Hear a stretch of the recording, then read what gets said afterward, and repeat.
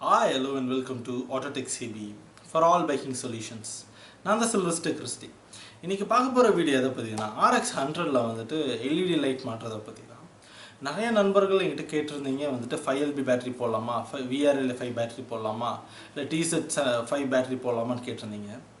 But நான் 5 வந்துட்டு நான் ரெக்கமெண்ட் பண்றது இல்லன்னு நான் வந்துட்டு ஆல்ரெடி ஒரு RX லைட்டிங் ஆல்டர் வீடியோல நான் சொல்லியிருந்தேன். அப் டு 4 வரைக்கும் போட்டுக்கலான்னு. நான் ஏன் 4 வரைக்கும் போடலான்னு சொன்னேன்னா இந்த வீடியோவில் நான் தெளிவாக எக்ஸ்பிளைன் பண்ணியிருக்கேன். வீடியோக்குள்ளே போகிறதுக்கு முன்னாடி சப்ஸ்கிரைப் பண்ணாதவங்க சப்ஸ்கிரைப் பண்ணிக்கோங்க, கூடவே பெல் ஐக்கான் கிளிக் பண்ணிக்கோங்க, ஆளுங்கிற ஆப்ஷனை கிளிக் பண்ணிக்கோங்க. அப்போ தான் நான் போடுற ஒவ்வொரு வீடியோ உங்களுக்கு கிடைக்கும். இப்போ வாங்க வீடியோக்குள்ளே போகலாம். இந்த RX 100ல வந்துட்டு என்ன பிரச்சனை, அதே ரீசார்ஜ் ப்ராப்ளம் தான். இது 100 வண்டி பெயிண்டிங்கில் பண்ணியிருக்காங்க. ரீசார்ஜ் ப்ராப்ளம் தான்.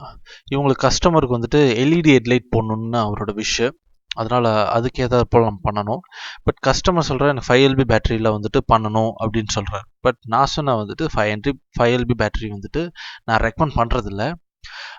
4 VRL 4 பேட்டரி போட்டுக்கலாம், உங்களுக்கு சார்ஜிங் ரொம்ப பர்ஃபெக்டாக இருக்கும், அதே சமயம் வந்துட்டு உங்களுக்கு எந்த டிஸ்சார்ஜ் ப்ராப்ளமும் இருக்காது அப்படின்னு. கிட்டத்தட்ட இந்த லைட் மட்டும் 3 amps வரைக்கும் அதோட பேட்டரி கரண்ட்டை இழுக்கும்.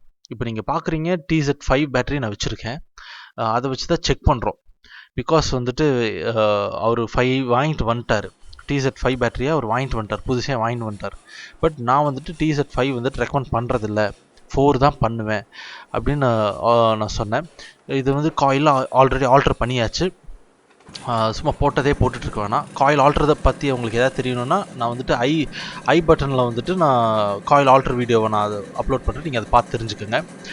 இப்போ நீங்கள் பார்க்குறீங்க வந்துட்டு ஹெட்லைட் நான் ஆன் பண்ணாமல் பேட்டரியோட வோல்டேஜ் 12.8 இருந்தது. இப்போ வந்துட்டு வெறும் 2000 RPMல 14 வோல்டேஜ் வந்துடுது. பட் லைட் ஆன் பண்ணும்போது என்ன ஆகுதுன்னா இமீடியட்டாக ஒரு பெரிய டிஸ்சார்ஜ் அப்படியே வருது. பிகாஸ் 5LB பேட்டரி இதில் வந்து 3 to 4 amps சார்ஜிங் தான் காயிலேருந்து எடுக்க முடியும், நம்ம அதை எடுத்துடுறோம். பட் வந்துட்டு இது 5LB பேட்டரிங்கிறதுனால லைட் போடும்போது வந்துட்டு அந்த லைட்டு 3 amps இழுத்துருது, அதே சமயம் பேட்டரி ரீசார்ஜும் வந்துட்டு கம்மியாகிடுது. Because amps equally proportional to voltage, அதுதான் கணக்கு. இப்போ வந்து லைட் ஆன் பண்ணியாச்சு, நீங்கள் வோல்டேஜ் பார்க்குறீங்க. இப்போ பார்த்தீங்கன்னா கிட்டத்தட்ட 3500 RPM கிராஸ் ஆகி 4000 RPM கிட்ட போது 13.7 தான் உங்களுக்கு வோல்டேஜாக வருது. இப்படி வரும்போது உங்களுக்கு என்னன்னா நீங்கள் இந்த ஸ்பீட்லலாம் வண்டி ஓட்ட முடியாது. சிட்டிக்குள்ளே ஓட்ட வேண்டிய ஸ்பீடு வந்துட்டு ஒரு 30 km ஸ்பீடில் தான் நீங்கள் ஓட்ட முடியும். அப்போனா அது ஒரு 2500 RPM 3000 RPM கணக்கு தான்.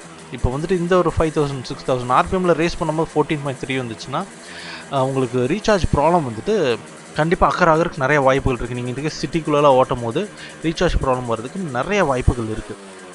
அதனால தான் நான் மோஸ்ட்லி வந்துட்டு நான் ரெக்கமெண்ட் பண்ணுறதே கிடையாது 5LB பேட்டரி போடுறது. இதே நீங்கள் 4LB பேட்டரி போட்டிங்கன்னா அந்த ஆம்ஸ் வந்துட்டு கொஞ்சம் அக்யூமுலேட் ஆகும், ரீசார்ஜும் பர்ஃபெக்டாக இருக்கும். இந்த வீடியோ பிடிச்சிருந்தா கமெண்ட் பண்ணுங்கள், லைக் பண்ணுங்கள், ஷேர் பண்ண மறந்துடாதீங்க.